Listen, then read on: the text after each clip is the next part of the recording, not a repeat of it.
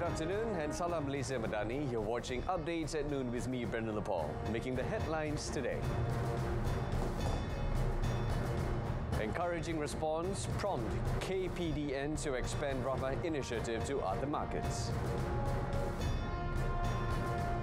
And also Malaysia classifies Fuad A. Kiram as a terrorist.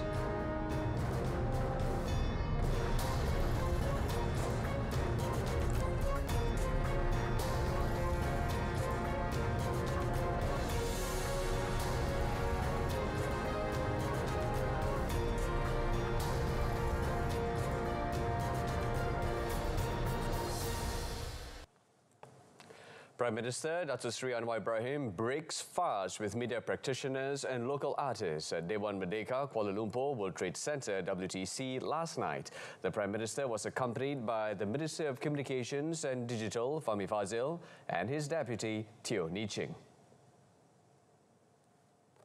Before breaking fast, Datuk Seri Anwar took some time to mingle with the guests of the event. About 1,000 invitees comprising heads of media agencies, local and international journalists and cameramen, as well as artists and 30 orphans from Rumah Kasih Ibu Ampang attended the ceremony.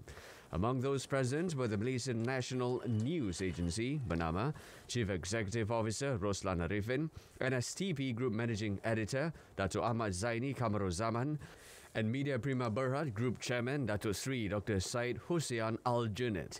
In addition, the local celebrities who attended included Ifa Razia, actor and host Datuk A.C. Mizal, as well as radio presenter and singer Dina Nadze and film director Datuk Suhaimi Baba. The Prime Minister also performed Maghrib prayers in congregation with the guests present at the event. 901 Rahmah Ramadan Bazaar BRR traders have registered with the Ministry of Domestic Trade and Cost of Living as part of the Menu Rahmah initiative implementation.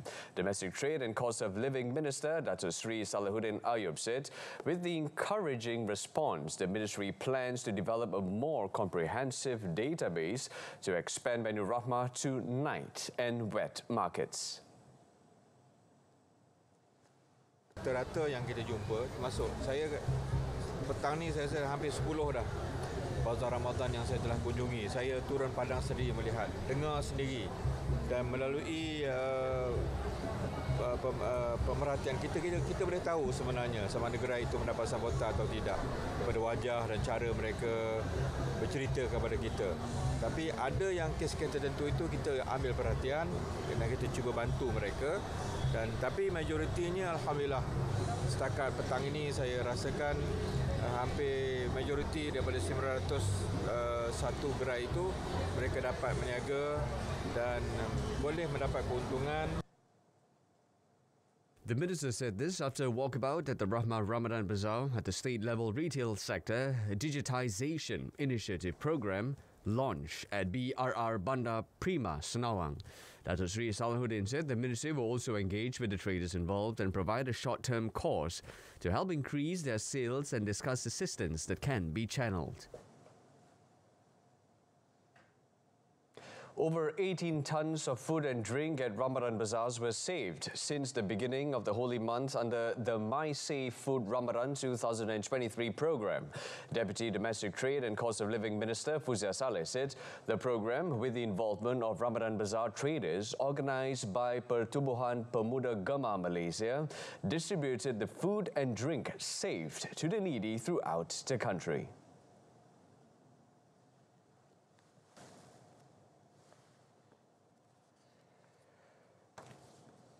Hotel sepanjang Ramadan, ya.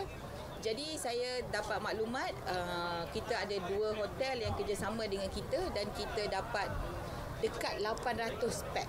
Kita masukkan dalam retort pouch makanan hotel, ya, dan kita beri kepada student, food bank student. Fuzia was met at the launching of Bazaar Ramadan Rahmah and the My Safe Food Ramadan program in Ipoh. She added that the initiative also contributed to the Sustainable Development Goals (SDG), namely reducing half of the total food wastage by 2030 and creating a zero hunger world. 200 Muslim converts nationwide were celebrated by the Malaysia Islamic Development Department JAKIM through fascinating Ramadan program this year. JAKIM Deputy Director General for Operation, Datuk Dr. Sirajuddin Suhaimi said the program aims to further strengthen the existing bond between the participants. Unikan program kali ini, kita juga turut dihadiri oleh beberapa orang saudara baru dari luar negara, termasuk dari UK, dari Singapura, dari Nigeria, mana mereka ni sama-sama berkongsi maklumat dan juga menikmati akan keindahan Ramadan di Malaysia.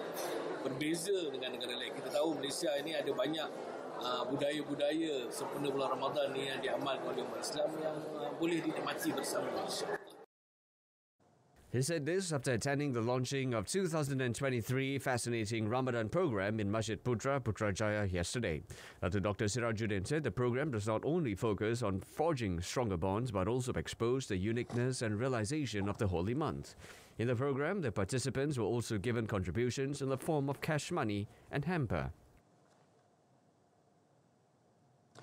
The ECRL construction works, spanning a total of 665 kilometres across Kelantan, Terengganu, Pahang and Selangor, has reached a progress rate of 42.06%.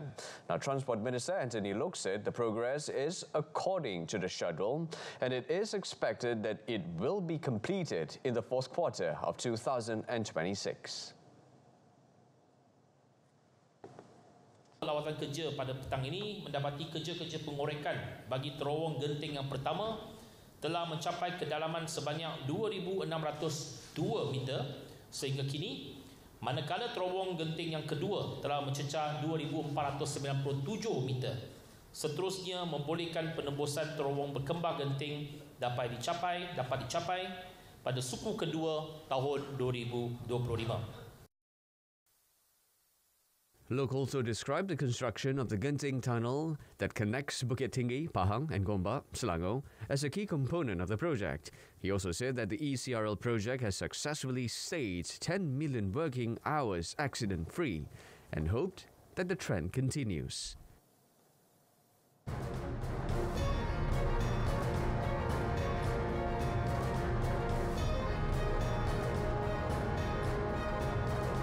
Still to come, 3 killed in Kedah road accident. Stay tuned.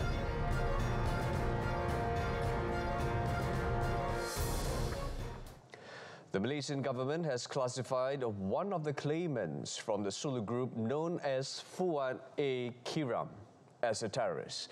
Director General of the Legal Affairs Division of the Prime Minister's Department, Datuk Seri Khairul Zaimi Daud, said Fuad has been listed in the entity classified as terrorists under Section 66B of the Amla Act 2001, effective 6 April for his involvement in the Lahad Datu standoff.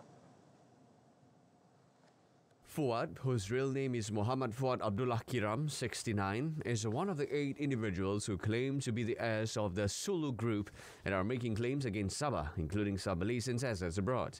Earlier, Minister in the Prime Minister's Department for Legal and Institutional Reform, Datuk Seri Azalina Othman Said, revealed that the government will launch a website containing information related to the history and the development of Sulu Sultanate claims. The website will be available in 5 different languages, including Bahasa Malaysia, English, French, Spanish, and Tagalog for public reference.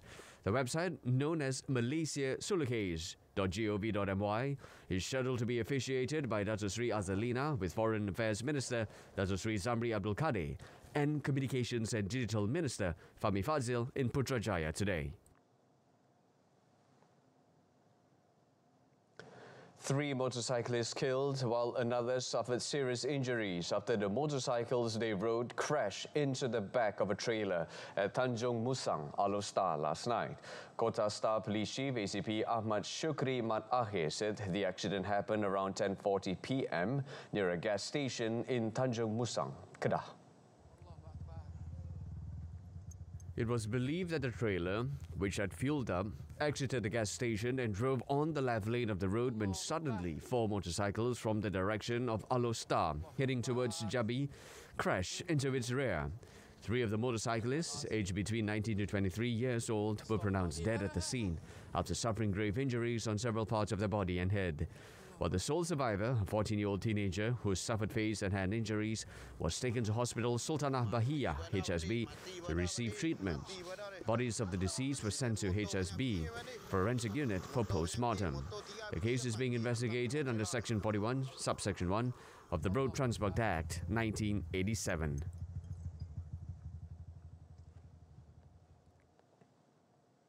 A disabled man killed in a fire at a double-storey shophouse in Jalan Sri Bahari, Georgetown early this morning. The shot remains of the victims, whose identity is not immediately available, was found inside the bathroom of the ground floor. The firefighter and rescue department was alerted of the incident after receiving a distress call at about 4:11 a.m. Upon arrival, the personnel found that 90% of the building was engulfed in flame. They managed to put the fire under control at 4:43 a.m. Ni premis ni telah dimaklumkan bahawa tidak terdapat bekal elektrik lah diguna pakai dalam bangunan ni.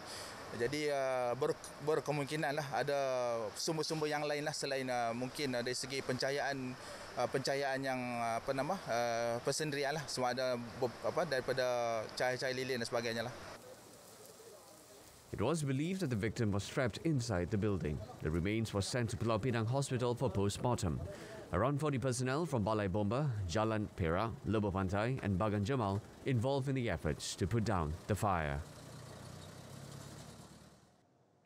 And that's it from us, wrapping up with a reminder of our top story. Encouraging response prompt KPDN to expand Brahma initiative to other markets. Tune in to Malaysia Tonight, coming up at 8:30 p.m. on saluran Berita RTM.